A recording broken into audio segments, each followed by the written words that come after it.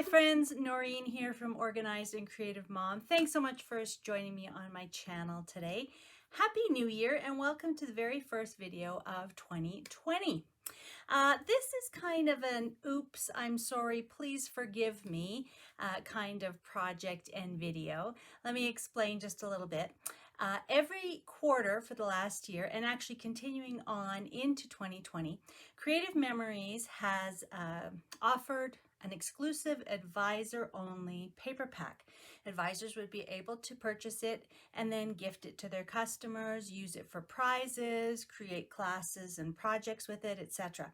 So every quarter for this last year, I've actually created a layout guide full of 1, 2, 3 layouts that many advisors have used with the paper pack to offer classes or breakout sessions, that kind of thing. With everything that happened during this past quarter 4 in this last year, you know, traveling and teaching, being hospitalized and then being off on sick leave, making the decision to resign from my teaching job and then doing all of the meetings and coordination and paperwork that had to happen with that. With all of that was going on, I did not create a 1, 2, 3 layout guide for the quarter 4 paper pack. So I'm very sorry and I hope you'll forgive me. So what I've done instead and what I'm going to share with you today is a kind of a bonus 1, 2, 3 layout featuring the stitched sentiments paper, which was the quarter 4 paper pack. And I figured that since today I was up for Feature Project Friday with Creative Life Scrapbookers, it wasn't too late to share that with you. We're only a couple of days into the new year. And we've just seen what the quarter 1 gift or advisor paper pack will be for 2020. So if you stick around to the end of the video, you'll get a sneak peek of what that paper pack will look like. Okay, but yeah, so Stitch Sentiments was the quarter 4 paper pack, and I want to show it to you and then give you some examples of the layouts that I was able to create, and then tell you all about how easy it is to create it using the 1, 2, 3 method. Okay, so let's have a look. Okay, so this is the Stitch Sentiments paper pack, and it featured 3 different papers, 2 of each of the 3 different papers, and they are quite neutral. We've got kind of a beige with a bit of a floral pattern and stitched edges, and then on the opposite side it looks like almost like a text sheet with some kind of smudgy designs over top of it. So very neutral, kind of beiges and white. Very nice and neutral brown, almost like a crackle wood tone. And then on the back of that, we've got some little stitching, and I really like these little kind of X's and the dabbed stitch marks, the chevron stitch marks. And that's, again, kind of beiges and a little bit of a gold. And then we have a green all over pattern, kind of a washed background with some kind of white tone on tone or monochromatic looking designs. And then on the back of this, it looks like a text base with some smudgy green and some additional kind of geometric designs over it. So they are quite neutral. And at first I looked at them and kind of thought, oh, these aren't quite as exciting as some of the papers I've designed with before. But what it made me realize is that the neutral patterns actually make it really easy to use this paper pack with a variety of photos, embellishments, cardstock colors, you name it. So it's actually very, very versatile. Okay, so I'm actually going to be pairing it with some solid cardstock and some embellishments that, again, were advisor exclusives. These were the fun little embellishments from National Scrapbook Day back in the spring. Nice yellows, blues, greens. Then we had the Croptoberfest embellishments from earlier in the fall, kind of neutral tones, teals, browns.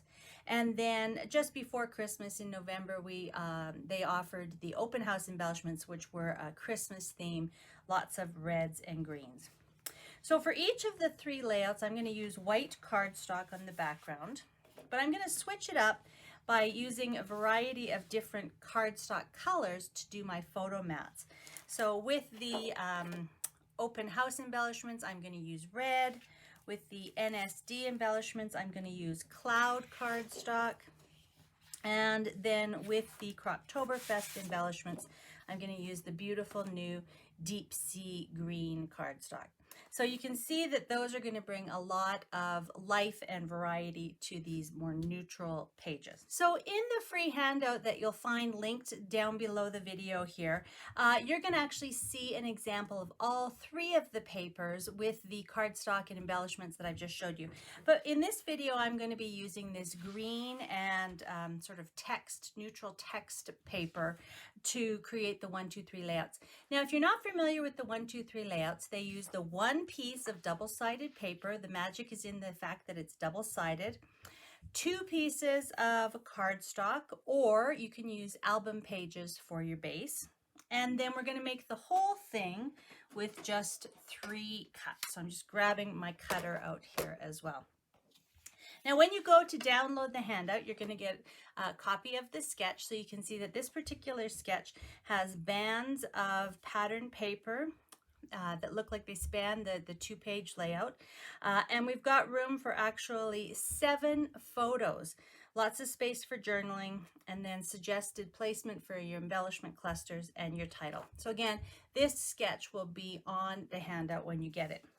The other thing that will be on the handout is the cutting guide, and I always make sure that the cutting guide tells you where to cut and the size of the pieces of paper that you're going to have once you finish it all off.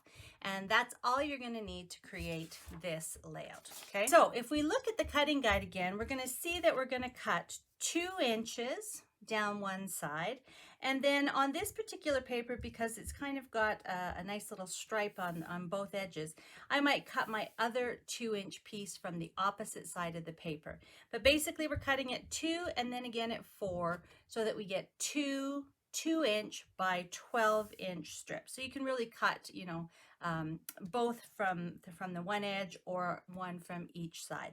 That will leave us one piece of 8 by 12-inch paper afterwards. What we're going to do is we're going to take all 3 of those strips, the 2 by 12 strips and the larger 8-inch strip.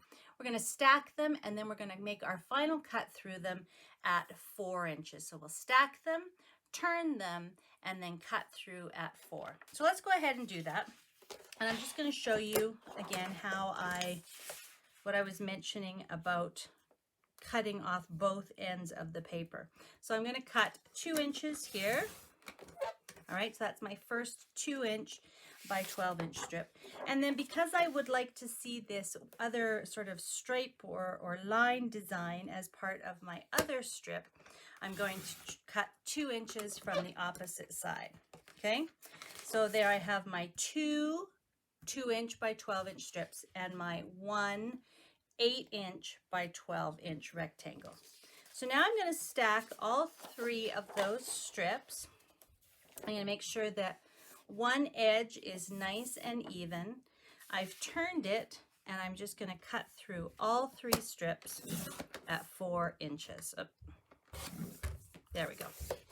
So now I've done all my cutting, and I'm ready to assemble my layout. All right, so I have my 2 base pages down here, and I've got all my different strips. So I've got 2 2-inch by 4-inch strips, 2 2-inch by 8-inch strips, my 8-inch square, and a 4 by 8-inch piece. Okay, so as I start just, you know, placing them here, I can play around with whichever side I want to be showing. So I think for this one, I might like because I wanted those strips there, so I might like the green part to be showing. Okay, and here, I'll continue on the green,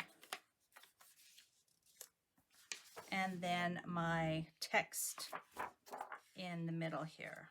Okay, now a lot of the times I'll say to you, take a look at which way your patterns are going, because you can see that there's some text here, but no matter which way you turn this, you're going to have some of the text going you know, left to right, some of it goes up to down, some of it is turned sideways, so it really doesn't matter.